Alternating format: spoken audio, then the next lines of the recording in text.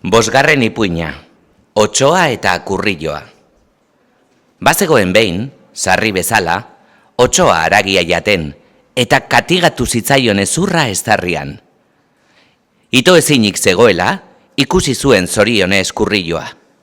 Atosona, diotsa otsoak, laguntzak izkitarren, zuk duzu lepo luzea, igaroko duzu, zure mokoa nire eztarriraino, eta hala aterako didazu katigatu zaidan ezurra.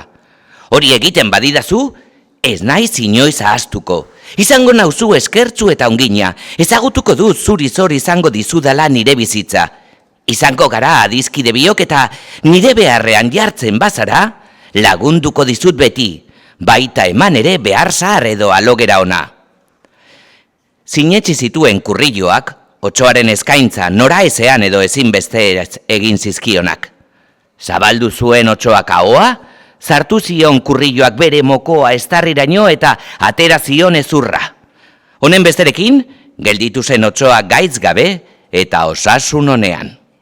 Kurrilloak esaten dio, eman egidazu nire behar zari edo agindu didazun alogera. Otsoak, ikusi zuenean bere burua sendaturik eta arriskutik irten da, erantzuten dio. Ez zara lotza, niri alogera eskatzeaz? Zure bizitza egonda nire hortzetan. Hoiek ez dutu banitunik, zure lepo luzean nire agoan zegoenean, zer izango zen zutaz. Eskerrak, eman iez aizkidazu nire on eginagatik. Nahi izan banu, nire zabelean egongo zinen orain eta zaude bizirik nire onegitasunez. Eta hurrengoan, gorde ezazu burua onelako arriskutik. Honen besterekin, izildu zuen Kurrilloa otso eskergabeak. Hau da, eman zion behar zaria. Gaiztoek ez dakite egiten onik, ematen ere ez inori eskerrik.